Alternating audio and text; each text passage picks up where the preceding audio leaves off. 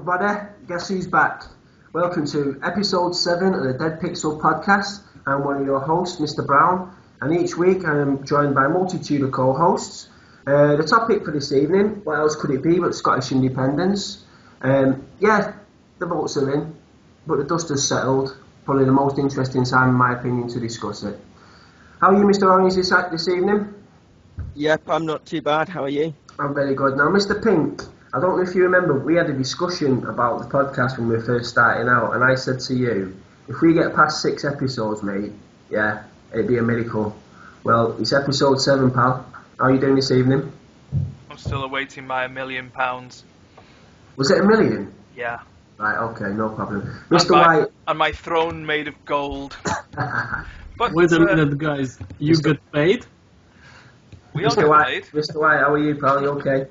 How are you doing, guys? Yeah? Yeah. 7th episode, anniversary, is it? Glad to be here. Well, just to let the audience know, we are going to do episodes in blocks of 6, and we'll have a week off. That's not really for you guys, that's for our own sanity. So, just to let you know, this is one of 6 really, for episode 7. The autumn season. Yes. Okay, guys, so it's the Scottish independence. Yes, the votes are in. We know the results. I think, first of all, with this one, none of us are Scottish, that I know about. Many of us Scottish. Oh, hang on. Mr. Orange. You don't Mr. sound Tartan. Scottish. You don't sound Scottish, so I have Scottish ancestry. Don't make me laugh. We've all got everything ancestry, right? So, none of us are predominantly born in Scotland, Scottish accents. We all live in a place other than Scotland. Are we agreed on that one, Mr. Scottish ancestry? I used to live in Scotland, but don't have any ancestry. Okay. So I reckon, to start off, guys, non-Scots, okay, but we're part of the Union. So we should have had a vote. Yes, you're absolutely right. So, go on, Mr. Pink, what's your initial thoughts, before you looked into it, before, you became emotionally attached in some way? When you heard that Scotland wanted independence, what was your gut feelings on this, if anything? Literally, I kind of hoped they'd do it just to see what happened. What happened. Okay. Union was forced together by one predominantly nasty neighbour who lived in the middle and forced all these other people under the yoke of compliance to become a union. And yes, they forged quite a great empire out of that. Okie dokie, but if these people want to break away, then realistically, if you're upholding human rights, and that's what we keep saying we're doing whenever we go to these countries and impose democracy, we've got to do it at home, haven't we? So we've got to be as good as the product we are exporting. So as far as I was concerned, if they wanted to have a vote on it and see if they wanted to leave or remain part, then that's fine. But I also agree that we need to have a vote as the UK whether we stay in Europe or not. So it was funny that this one was picked up on and they ran with it. And also the way they did it seemed a bit odd. That only people resident in Scotland. Well, what about the Scottish people who work in London because of economic constraints? Therefore, it's easier for them to live in London. Mm-hmm. They're still Scottish. Yeah. Postal voting. But I mean, it's interesting because they did everything they could do. Give the kids the vote. Give everyone a vote who was in Scotland at the time. So it looks, and I'm not delved too deeply into how the voting was collated and stuff like that. I'm not saying it was rigged or anything, but it looks as if it was one of the fairer little referendums that we've had so far. So I'm happy it went ahead. I think they deserve to have that opportunity, but it's opened the floodgates now. So if you get 1,000 signatures, you can now have a referendum on just about anything. Why not? Hey, maybe not bad things. Mr. Orange, what was your initial thoughts on, when you first heard that Scotland, just out of the blue, then wanted, their independence? What was your initial thoughts as someone who's not Scottish, but, within the Union? I was a bit shocked, to be honest. I didn't expect it because I would say it seems, to me, from the referendum, it seemed like it wasn't Scotland who would have most to lose from actually going for independence. I think it would be more sort of the upper echelons of society in England and Wales and the rest of Britain.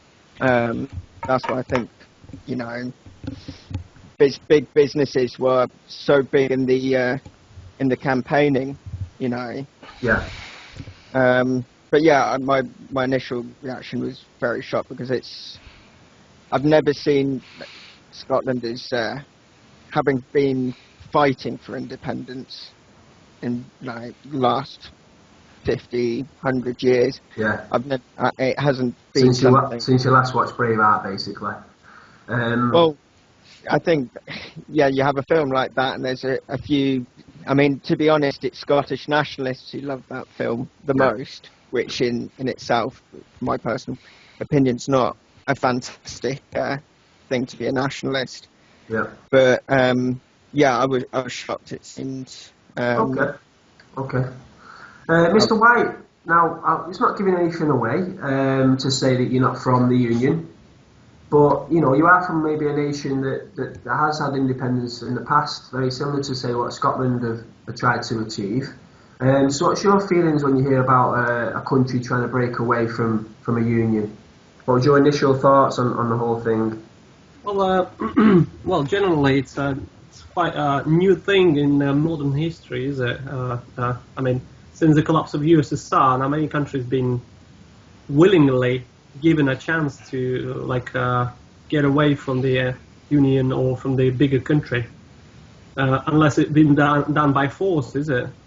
So if we're taking like Yugoslavia, USSR collapsed, and yeah, the other countries been given independence, like some Baltic countries, and we're talking about any post-Soviet Union countries. Independence in itself, I think it's quite good, but you know, obviously, it'll.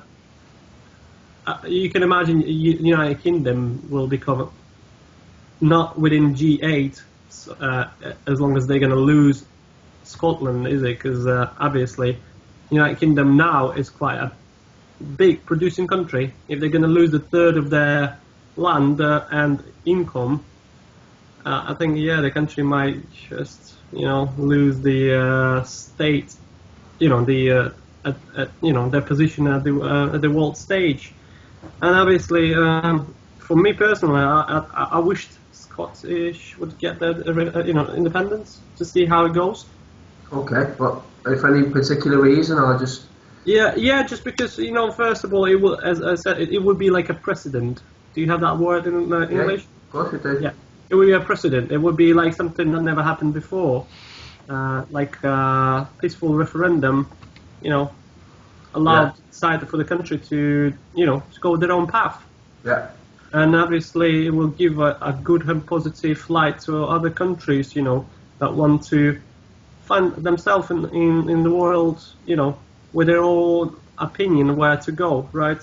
And I'm talking about peaceful way, and I'm not talking about radicalization or making an Islamic state by killing everyone others, nothing like that. I'm talking about peaceful way, about the nation finding a compromise between the bigger ally and their own decision. Yeah, Mr. Pink, do you have something to say? I was just thinking, actually, it's good to allow these countries to have referendums. It shows that their views are listened to. Like not so long ago, there was a referendum in Australia, and they said, no, actually, we still like being part of the Commonwealth, and we still want the Queen as our figurehead. And it improves relations, same as Canada did, I think, about 5 years before that one. So I think it's a good thing, and it shows that these people are listened to. And just going back to the war, I remember that these countries that gave us troops and support and materials all said, well, Mother's calling and she needs a hand. Not something that any of the other people could have said. I mean, the USSR, unfortunately, held that union together through brute force, and it pretty much disintegrated once that brute force threat was removed. Not as much brute force. They had a huge force. That's what I'm saying. If they wished the Union to USSR stay on its place, they would do it by force, right? Nobody would be able to stop them. But as it collapsed, it allowed the other countries to leave and become independent. Yeah. So, but there was pluses and there was minuses in that system. Mr. Brune! Yeah, just going back to just your brief point about Canada and Australia, not to go all gooey-eyed about the Commonwealth. I don't know about Canada, but I was actually in Australia when we had the vote, whether they wanted the Queen as the figurehead and wanted to stay in the Commonwealth. The issue with that one, I'd say nothing about the Canada one, but the issue with the Australian vote was they were actually, what was on the table was rejected. It wasn't an out and out reject. It wasn't out vote of, do you want the Queen to be your figurehead? Do you want to be in the Commonwealth? It had loads and loads of subcategories that basically, from what I can remember, kind of Americanised the economy and whatnot outside of the Commonwealth, yeah. And it was more a rejection of what the economic proposal on the table, rather than saying yes, we want the Queen and all that. The feeling I got over there was, no, we don't want the Queen, but also we don't want your bullshit economic, alternative either. So, like I said, nothing about Canada, but Australia wasn't quite as simple and gooey-eyed as that. My own personal thoughts, my instinct when it first came, Mr. Pink, one. Yeah, I think the point behind that one is they're just still bitter because we don't allow convicts to vote. Sorry, lads. My own personal feelings on Scotland was, wow, came out of the blue for me. Something I totally was not looking into, wasn't expecting. I suppose if you go to Scotland, there was probably a movement that were trying to get this going for decades. But this was like, okay. I was quite proud of the fact that the vote happened. How it happened, the details of it. A political promise was made and kept. Exactly. Within the lifetime of the people that I know. I was shocked. Yeah, no, that did make me quite pleased. Yeah, but I was pleased. Yeah. Process. So yeah, just shocked, and I took a back seat. I didn't have any real emotional thing about it personally, but I was quite interested. Yeah, quite interested, and until sort of maybe recently, now the votes are in, I've not really was swayed one way or another. I think the next section for this one, guys, we obviously have to break down here of the for and against arguments, really. It was Scotland, but Scotland is a microcosm of the dream of independence, yeah? You could look at it that way. So, yes, it is Scotland this time, but Mr. Orange, what's one of the fors, for going independent, for breaking away from some kind of, union? Let's not forget this is over 300-year union. What did you see as some of the positives for the Yes campaign? For the Scottish people, or just my own personal. Well, obviously for the Scottish people, what did you think? Well, that's a real reason. Yeah, I can understand why that is, and so on and so forth. I think it's probably more my own self view, but anything which kind of localizes power more is, in my view, a good thing. I think Britain's it's a smallish country, but it's governed to a certain extent by America even, and by Europe and the rest, and I expect Scotland probably still would be by Europe and probably by America in the same ways or similar ways. I just think it's a country which has a bigger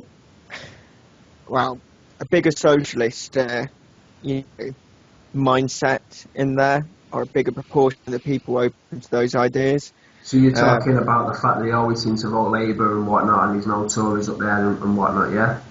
Well, you've seen Labour done everything they could to push the no vote. They went up and marched, and they've done their best to, I think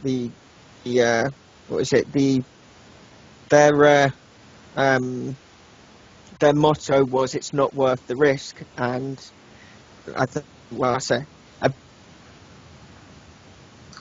Okay, Mr. Orange, just cut out. Very negative motto to have, if that's what you want people to go with. Yeah. Am I still there? You are still there. You just break up. I'm just going to move on to Mr. Pink, if that's okay. Yes. Mr. Pink, what do you think? Okay, a little country, a little nation breaking away from its big brother of sorts. What did you see as some kind of real positive reason why that would happen? Well, they've always had quite a good relationship with France, so it was quite amazing to see that the pro-yes vote was kind of pro-Europe as well. It was just interesting to, as you said before, see that a promise was made and a referendum was actually held, and that they could have this option. I mean, delving into it a little bit deeper, we always hear about the oil and the gas, of course. Yes, we know these commodities are there, but as a little nation, it does do quite well. I mean, it's got probably 90% of the world's whiskies, good whiskies are from there, and they've got their own Scotch. People could say, "Oh, I'll have a Scotch." Yeah. I myself prefer Irish whiskey. I would never drink Scottish whiskey, but there you are. They've got tourism like you wouldn't believe. They've got Scottish salmon. I mean, can you imagine? They're all huddled around, and we've cut them off, and we've cut their benefits off, and they're eating Scotch salmon, drowning their tears with whiskey, and keeping themselves warm and driving to work with the oil and gas that they've got. It's just dead quick. While I've got these numbers, sounds like hell to me, but yeah, go on. But the English refuse to buy on the oil that the English refuse to buy. It wouldn't be us buying it. I mean, the companies themselves that pump this stuff and actually mine it out there, they take the big share of the profit. I mean, the Scottish government would just be able to lease it out and have control over the tax. But here's a Tory terror tactic for you. The Scottish Independence Welfare Bill would work out to be £750 million a year. So they would have to find that money somewhere. I thought, wow, oh my God. Do you think they'd make it? Do you think they'd make enough money out of that? Out of this dwindling supply of gas and this few drops of oil that we say is still left there? So in 2013 to 2014, the actual revenue, the tax revenue, was 4.7 billion. So you've got 0.7, there's your benefits all sorted. And we've all seen Rab C. Nesbitt, another lovely Tory image of Scotland. And then on top of that, you've got your tourism, your holidays, the fact that you've got all these whiskies, as we've mentioned, your fishing rights, your salmon, which done in. You've got the Loch Ness Monster, that's going to bring a couple of £10 notes in, isn't it? So I was kind of hoping they'd go yes and go for it, and let's just see where it would have gone.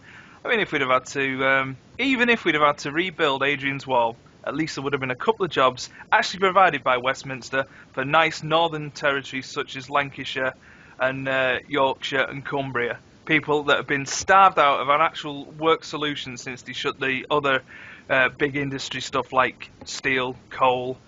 We're too ruled by Westminster, so I mean, to see the little guy actually stick it to him and go, you know what, let's be independent, I thought, go for it, lads. And I was I echo that totally. Yeah. Just like every time you watch The Great Escape, you're going, "Go on, Steve, you can do it, mate." And you know he doesn't, but come on, you go, "Come on, son," and they went, "No." Well, William Wallace would be screaming in his graves, I've seen that movie too, and the best part about it was Stephen, the Irish guy. But there you go. I totally echo that, mate. For me, it was it's a David and Goliath scenario. The economy, it's not going to collapse. No chance. Yeah, things you pointed out there, very relevant. That was scaremongering. The fact you won't have to pound, the multinational corporations will take your oil, all these things, relevant to a certain extent, but there's no chance that Scotland, okay, you're not going to be, Saudi Arabia wealth, but there's only 5 million of them. Yeah, and they do have, for their size, they do have a hell of a lot of resources. Obviously, there's that whole sort of problem that Venezuela had, funding social programs on the finite resources. There's two elements here. First of all, it's finite, so it will eventually dry up. But also, do you really want an economy these days for the future as well that's sort of built upon burning fossil fuels? When everyone else is trying to do their best to counter that in some way. Now, actually, they do have they have the largest wave or solar. I think it's wave power movement on the Solent, yeah. In Scotland. So there's steps there, but from what I could get from the Yes campaign, it was all about there's more oil to find. You worry, yeah. We go to the west coast. It's once we get Trident out of Scotland, yeah, we can drill, the west coast, and there'll be more oil. And it's just like, really, are we still in that mindset that you want to build a nation on the back of fossil finite fuels? But anyway, that aside, that's what they would do. Mm-hmm. So economically, they would survive. Another thing as well, the breakaway from Westminster. I mean, that in itself is something to champion. Just as it's easy for us as sort of neutrals, it wouldn't really affect us in that sense, but to see someone have a go and see if he could actually create something, something new and something fresh outside of the stranglehold of Westminster, really. Mr. Pink? Just coming back to you, would you want to build your fully financed country on this? It's worked well for Greenland, Norway, Denmark, Venezuela, as you mentioned, and Russia. So for now, it's a stepping stone. And I agree, they've got a lot of opportunity there for the green power. I hope if they did go independent, they wouldn't pursue the fracking. But to me, again, very much like these e-cigarettes, not enough research done before it's released on the general public. But as you rightly said, yes, it would be lovely to see what happened, because it's them, not us, doing it. If they crashed and burned, we could go, oh yeah, Mummy will take care of you again and take them back in. So it was a no-lose situation really for Britain. Mm-hmm. Mm-hmm. Apart from the revenue loss. Yeah, I mean, for me, my own personal politics, it wasn't radical enough. This to me was simply a small capitalist country breaking away from a bigger capitalist country. So if this happened in England, I still wouldn't be asked, because it's not my kind of politics. It's just the same kind of guys splitting up, multinational corporations, privatisation, and capitalism. So, as a neutral, countries doing much better in Europe than the bigger. So if we're talking about the social aspect of the human life, because the countries, the population in this country are more involved into what's happening within, rather like in the big country, you just have more illusion of the given a choice what to do. Yeah. Like in America, it's a huge country, but how the really Americans themselves involved in changing the foreign politics, the internal politics of the country, and etc. etc. Not really much they can do about it. Yeah.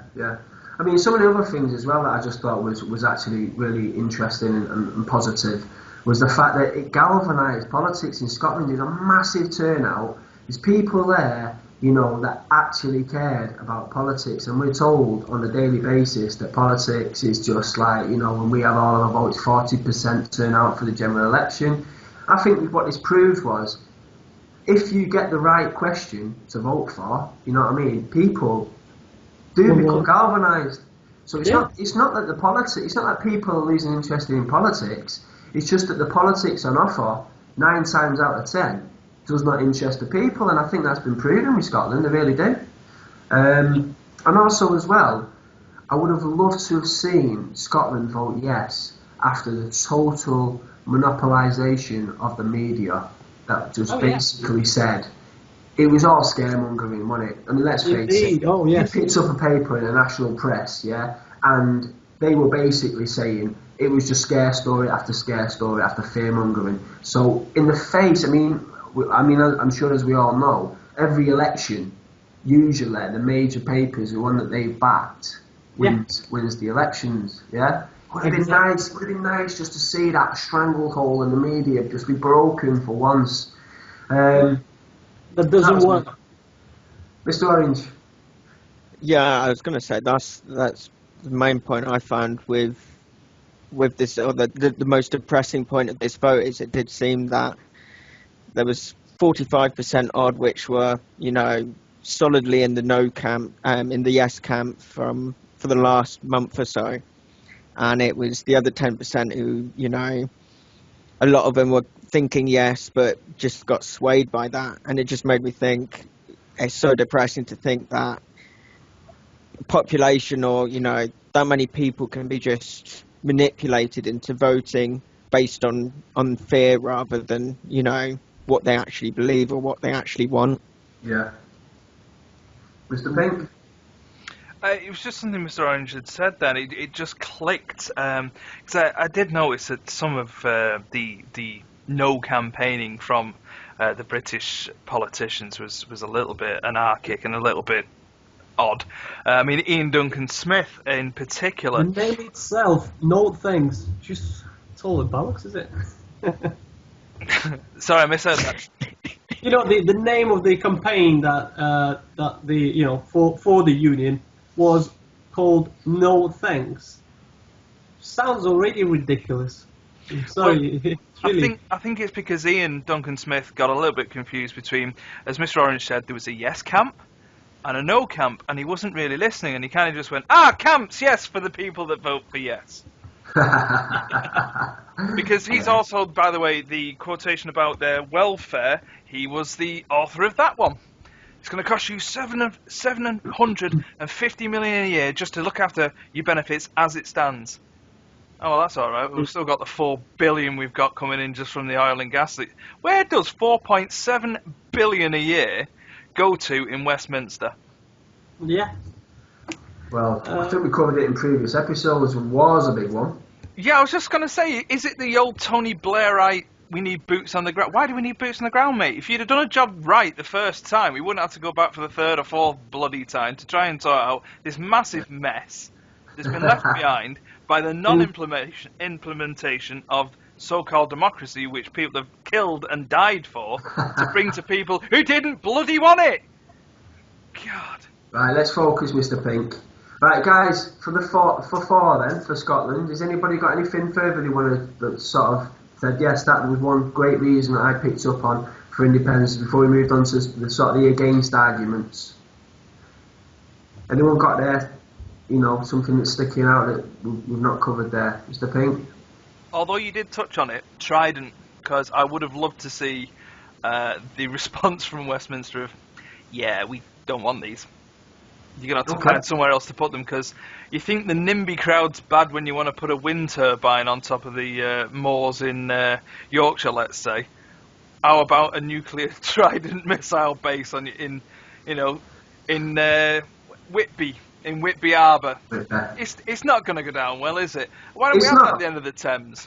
Thames estuary, big nuclear missiles. You think about what we're talking about here, Mr. Pink. We're talking about nuclear missiles. If you move it from Scotland to Whitby, that's not really going to do it.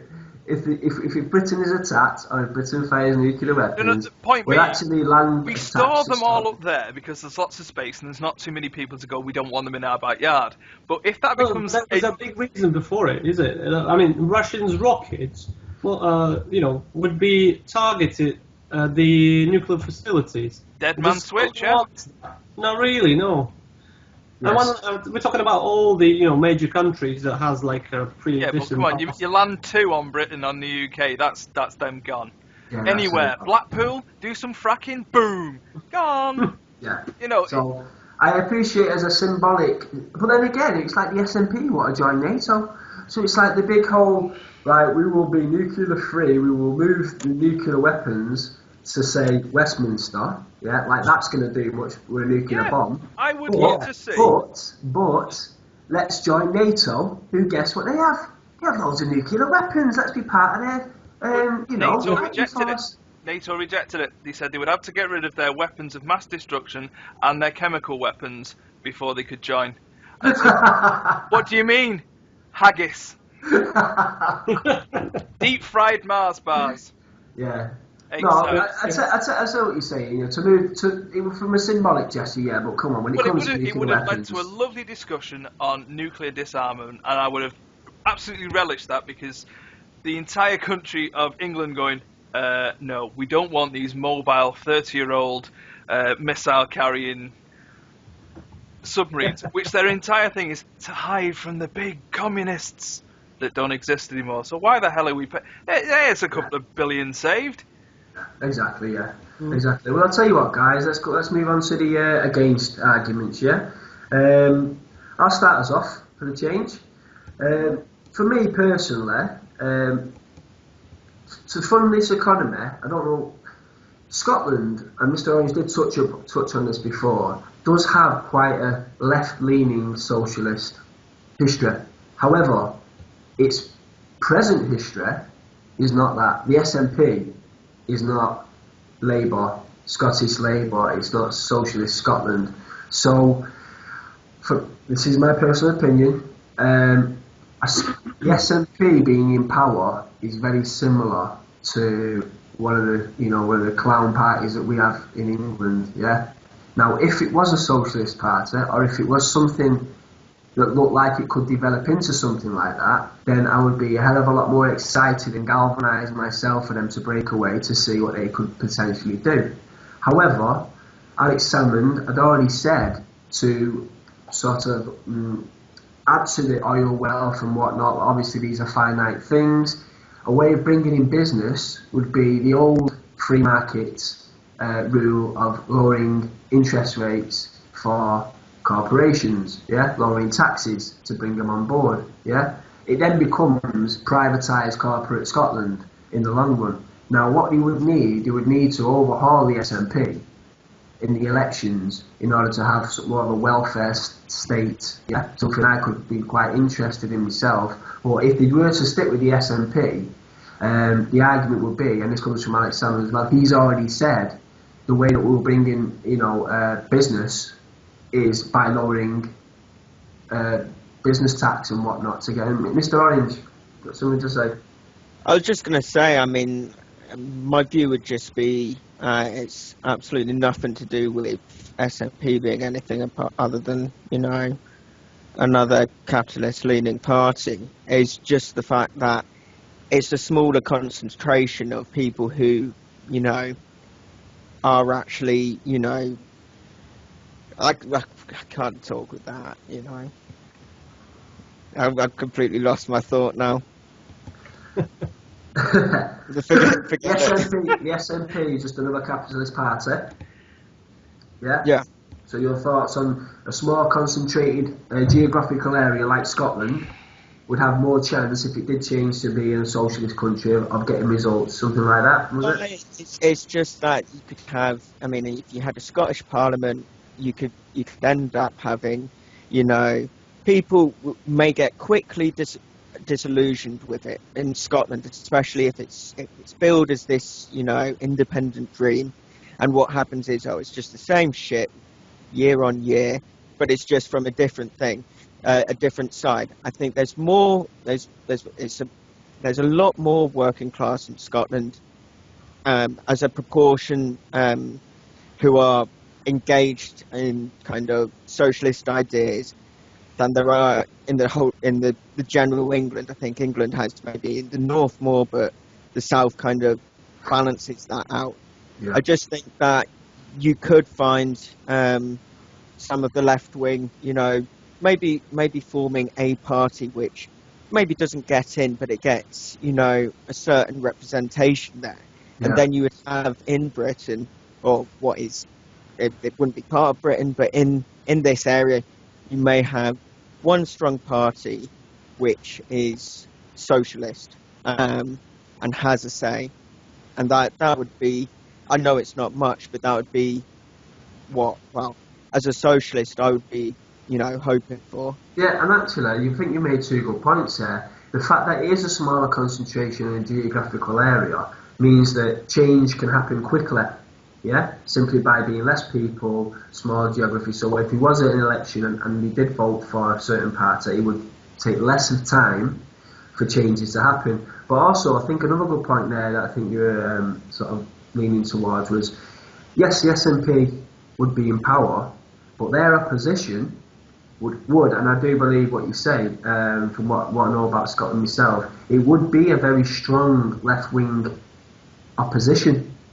Very similar maybe to what we used to have in this country. You got the tough Tories versus the old socialist left. Now, love it or hate it, there was difference there. There's not much difference now. That's what a lot of us complain about. But I do think actually you are right there. I think it would be a galvanising of the socialist left in Scotland. It would actually create a very powerful opposition. And if that opposition ever did take power, with it being such a small nation, that change could happen quite quickly and quite radically. So yeah, I didn't even think about that. That's quite a good couple of points there. The other point I'd make is it doesn't even need to be that party gets into power. Just have that say and have those arguments on, and you know the knock-on effect that other countries, it's like the reason socialism was strong in the past is because, had big, strong powerhouses in the world who were, governed by socialist or communist or that leaning. I think just having something socialist which is like next door to you, as someone in England, the English left could get stronger, because that's seen as acceptable. If there's a party which has some power, then it's seen as acceptable. Yeah, I mean that's one of the arguments that was against, actually, which I think is quite interesting. For Scotland, the working class of Scotland to break away from England, for people that look upon difference not so much as in economic terms, solely in economic terms, but also in sort of class terms, which obviously economics is involved in that, but it's also a cultural ideal of what class is within a hierarchical society. They felt that if you break away from England, you're not just breaking away from Westminster, you're actually breaking away from the working class of England, of which there is a hell of a lot. Or people that, they might not be working class now, but they've got working class heritage and they still have these aspirations, and makes them a weaker entity. Whereas, together, you could create a bigger change than sort of breaking off into a smaller country and, doing a smaller change. But like you said there, if that was to happen in Scotland and it was successful and something to aspire to, it could actually, reinvigorate the working class in England. But that was a gamble, and that would obviously, I think we've all alluded to the fact that we would like to have seen that gamble off. But I think, as Mr. Pink rightly said, that's because we're neutrals. I suppose when you're in the heart of it, and it actually affects you, you might take a different view. Mr. White, going back to your independent roots, yeah, in the nation that you were born. Yeah. Now, not giving away the actual nation, but it is a fairly well-off nation now, whereas before it wasn't, correct?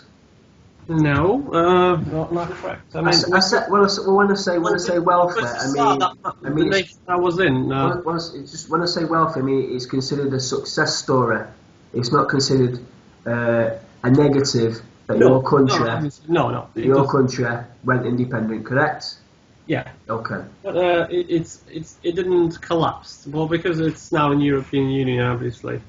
It's on the verge. We understand that there is quite a few fundings coming in, and it's supported by US as well, because this is the country that would wish for the small surrounding countries leave Russia side and would never return as well. Obviously, they have the main benefit as well. But yeah, as a story of success, it's not a big story. I mean, within the USSR, that country had a bigger share of fundings going to that country than most other surrounding Russia countries. And it's true. It was a huge import in there.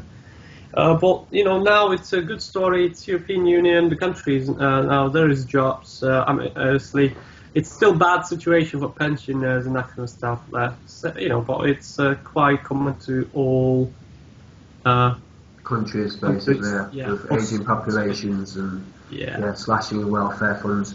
Mr. Pink, now me and Mr. Orange there, we had a sort of bit of a socialist discussion. Yourself, I suppose you wouldn't class yourself as a socialist with a capital S. Is anything that you think is a bit maybe a tired argument between this whole capitalist socialist divide? Is anything that I've heard you say in the past that you kind of sometimes right and you kind of sometimes left? Do you think this is something a bit more sophisticated than the actual oh, Scotland, if it becomes socialist, they'll be really good. If but if it stays capitalist, then that's obviously it's failed. Is there something that you think we might have missed? Obviously, we might not agree, but is there something there? Because obviously, listen, I'm a socialist. Yeah, I'm a very radical person, but I myself can get quite bored of the whole left-right divide, as though they're the only things that actually exist in the world. There are people of mixed opinions and mixed ideologies.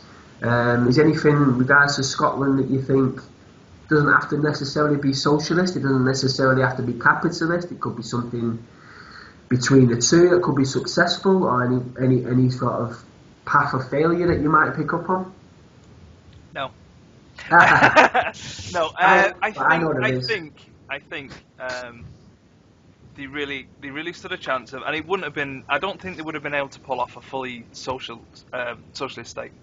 I think it would have been a new foray, a new experiment. I mean, their welfare plans, from what they were saying, whether these things would have ever come to fruition or not, were quite good. They were looking to look after the benefits people and the needy within their society as they saw it. They were also looking at, and I think they do have free university placements, which would have opened the floodgates for all EU students going, yeah, why don't we just go to that country? And you've got a couple of the best universities in the world in there. You've got Edinburgh University, world renowned, and that doesn't charge anything. Whereas Cambridge, Oxbridge, you're paying through the nose in tuition fees. So we cannot compare those. We need to compare the middle class, because those that you named are actually for the elite class. That whatever you got education in Oxford, Yale, and the biggest named universities in England, you'll be secured with a high job most of the time, because obviously those are not comparable. But if we compare like Manchester, like Leeds University, those type of free accessible, then obviously they're still rated very, very highly. I mean, fair enough. Granted, we do have universities here, like Huddersfield, let's say. You're not getting a lot of applicants from Eastern Europe to desperately come into there.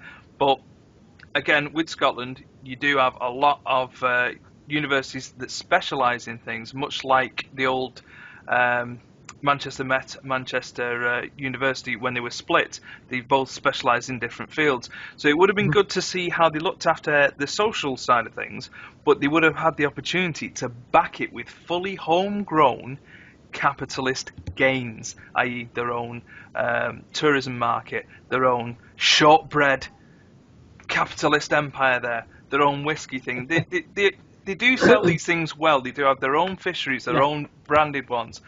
Go on, Mr. Orange. Pick up your spoon! Come on! I could see it becoming a more middle-class country, and maybe a more elitist when you come to the what's it called? Universities, and having the same problems of middle class divide and rule with a lot of immigration comes in, then working class would be driven by the media to blame immigrants and that, and you can see it just becoming the same as any other capitalist country. Mr. Pink. I think from I know we've had a couple of mic problems there, but the gist I took from that was you could see it going the other way, i.e. we would have a small amount of people in control of a lot of natural resources, i.e. their standard of living would have gone up. This could have had the knock-on effect of either they initialised some kind of elitist type country, or they ended up swamped by people trying to get in on the ground floor of this, immigrants and stuff like that. Would I be correct with that summation?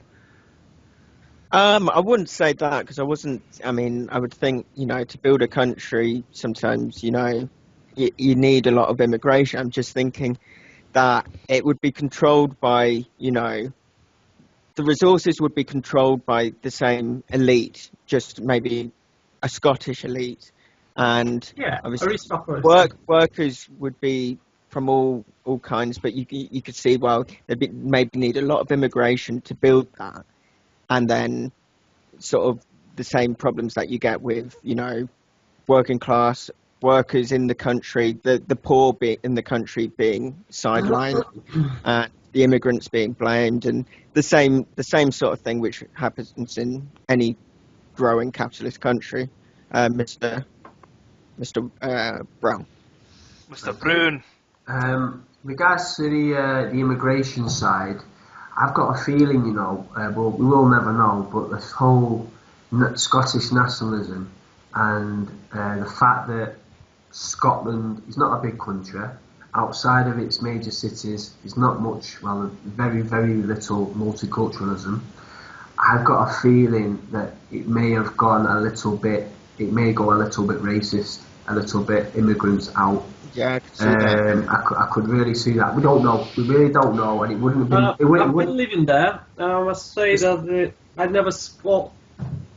Well, at least my personal and me, never had a situation when the Scotsman goes like, go back to your country, which happened in Northern Ireland. I think, isn't that because of where it is now? I mean, I think anybody's got, or any people have got the capacity with ignorance to become racist, and it's dependent on the situation. True. But the thing is, though, every country has them, but as much. But my point was, this would be a new Scotland. The Scotland you've just described, Mr. White, is the multicultural, unionised Scotland. Now, this has been a campaign predominantly based on Scottish nationalism. Okay.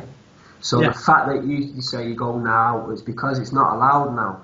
It's not allowed. You're not allowed to be predominantly racist against people within the union that do all your jobs, the poorer jobs. Yeah, this is a whole new set of thinking, and you can't tell me, hand on heart, that traditional families would not break down. That nationalism does not breed racism, because history will suggest otherwise. So let's not kid ourselves that it's not a path that could be taken. And the whole, I mean, I don't know if you ever saw this, but these old leather jackets, what would William Wallace do, and all that type of malarkey. That's not the William Wallace, the multicultural William Wallace, who says, a free Scottish nation, bring everybody to us and we will help you out. No, William Wallace type nationalism is, we're the Scots, we're in charge, everyone out, close the doors. Mr. Pink. I think, granted, you may fear a nationalisation, but the whipping child each time is the word illegal immigration. Yeah. And as we've seen, there isn't a way of anybody getting to Scotland without first going through a European country. So if they needed asylum, they have to admit this first. And what did we have 2 weeks ago? We have France asking Britain for more support with the Calais terminus for the ferries, because all these people who are in abject need of asylum and safety from non-European countries don't want to wait in France or make their requests there. They want to get to the promised land, which is Britain and maybe Scotland, if Scotland had been independent at that point. So the whipping child there for nationalism will always be the illegals, because you can freely in the press have a go at the illegals. Whereas if you're saying they come over here and they steal our jobs, it doesn't sound as good as they come over here legally because we're part of a union which we benefit from, and they take the jobs which our lazy ass bloody people won't do. It doesn't sound the same. I think surely, it sounds worse, illegal immigrants, but as Mr. Brown was saying, illegal immigrants, they're always the whipping boys, but these are the people most in need, and it's, or the majority are, 99% most in need, but I don't, that's not a different issue because of Scottish nationalism. No. Well, the thing is, what I took from it was a lot of this nationalism was it wasn't a pro-white, it was a mainly white, what would William Wallace do? Campaign. William Wallace would lose his head, same as he actually did. About, Scotland being for the Scottish. Now, every country has racism in. Every country has racism, so, racism will exist in Scotland. It's a very small landmass with only 5 million people in. it's not beyond the realms of Is it? it's not beyond the realms of possibility that it would 6. become. It would become. I'm not sure that changed my point, but thanks for that. It is a possibility that it would just become a Scottish sort of, for the Scots, everyone out, outsiders out, and then that kind of sort of, personally myself, would be quite a hateful, inverted type society. But like I said, we'll never know. But I did see elements of that, and because of the country we live in, that wouldn't have been. It's not like other countries where they would have been predominantly allowed to say, "This is what we will do to immigrants," and blah blah blah. It just wouldn't be allowed. But I just felt there was a slightly underlying current of that. Mr. Orange. Yeah, I mean, I think, bear in mind, I mean, it seems like most of the racist nationalists in Scotland do seem to be sort of unionists. It is kind of, it's all conjecture. We don't know, do we? No, we don't. But it's just the fact that there is that possibility. Yeah. But guys, we don't know. The votes are in. The die has been cast. I'll tell you, just before we go, I'll tell you, it does piss me off the fact that when the votes were in, it was like, right, that was your only chance. We're never doing it again, right? No one's allowed to vote for anything again, right? You had your chance, and now we're going to be together for 1,000 years. I don't know where that came from. If people rise up and want change today or tomorrow or in a fortnight, yeah, they should have the ability to do that. So that one I don't understand. If you've got a point, if Wales has got a point, if Scotland's got a point in 5 years, yeah. That one I just thought was, oh yeah, you put up the drawbridge now that you just scraped a little victory. Mr. Pink? I totally agree with what you're saying there, because this whole, yes, we're still going to get devolved powers, fair enough, throw them a bone there, Scott, but what really annoyed me was the way that Mr. Salmon there threw his toys out the pram straight away. He was in a good 45% position, 45% backed position to then negotiate, maybe go on to the next stage, maybe do something. Actually, a powerful base there to say, fair enough, I've not got a majority. But Britain itself has a conglomerate government at the moment. And, going back to a previous point, if they had have won, at least they would have kept their promise to not have tuition fees for university students. Unlike our current government in Britain, that is a lying sack of shit. So, I think he really did a disservice there. I mean, he campaigned hard, and then just to throw his toys out the pram, he could have been in a good position there to actually negotiate for and push through these promises. Because it was nice to see that the referendum once promised was given, but we can't be sure that these powers that he's campaigning for now, and yeah, got as a consolation prize, are going to come anytime soon. Devolved powers are right. They keep people within the union. It makes them think that they're listened to. You're right in saying that if you just go, yes, we'll be together for 1,000 years, you shut up and we'll rule you from Westminster, you will get people just going, oh, screw this. And either leaving or getting together and trying to make the country leave. Yeah, and another interesting point with this one, the amount of voters that turned out was something like 97% or something, yeah? So with 45% of that kind of turnout is a very, very, very powerful minority. Exactly. And it's only just a minority. Only just, yeah, Mr. Orange? I was going to say also from all the sort of footage and talk beforehand when they done the polls and they spoke to people, it did seem like the younger population were the majority of the yes voters. I don't know whether there's been any sort of, I'm sure there's been some analysis, and I haven't seen it. No, you're exactly right. The younger voters predominantly voted yes, voted to stay in the union. Voted no.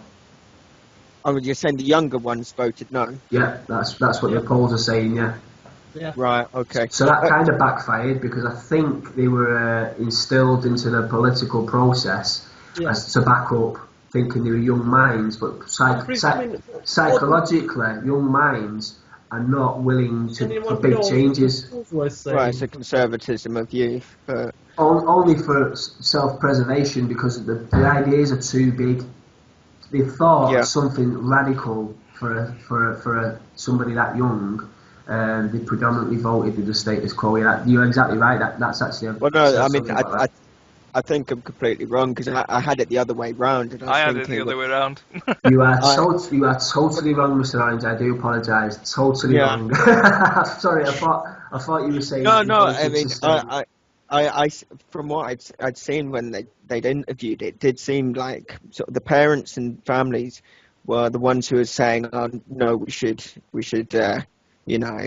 with the union," and some of the younger ones. Well, obviously, I'm wrong, and it probably means that another vote in 10 years will be I saw something even less today, votes. to say that the youngsters who did vote to stay in the union. Yeah, so.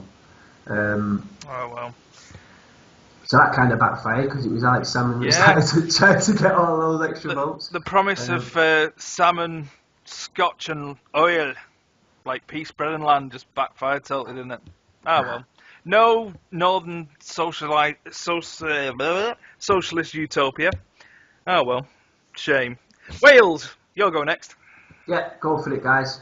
Okay, anything else to add to this, guys? On the Scottish Independent Roundtable. Well, they're in the status quo. I don't know if that excites anybody, but that's the way it goes for the time being. On to the next lot, yeah, Wales. I think the only thing is just do you agree, guys, that the Scotland are the winner in this situation? Hard to say.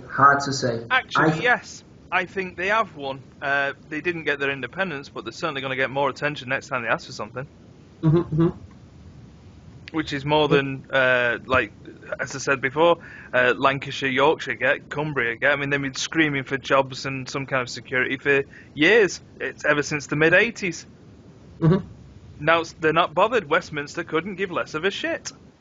Look at the North East. The devastation wrought in the North East is now finally being healed by a conglomerate of call centres and shopping precincts. Yay! Hooray! Just interestingly, I don't know if you guys have sort of heard about this, but you know this sort of Scottish Home Rule business that you're talking about, like a sort of a compromise victory. It may backfire on England because they're now saying, well, if you're having a Scottish rule, we'll have an English voting system, and in regards to if you are a Labour supporter, that would seriously hurt the Labour Party because a lot of their votes come from Scotland. So if you have an English Home Rule voting system, the Tories would be more powerful than they are now. So that's going through a discussion in Westminster. Yes, so look out there. So if Scotland have won, we might have just lost. But it is a compromise victory. I mean, the Yes campaign, they wanted full independence. They didn't get it. On to the next battle. Anything else, guys? Anybody want to add before we go? No? Okay, if anyone wants to leave us any comments or questions, you know where to find us. Facebook, the Dead Pixel Podcast. We're also on Twitter. Or if you want to subscribe to YouTube, please do. We don't get many comments. I do know people listen. Not many, but hey, we're staying.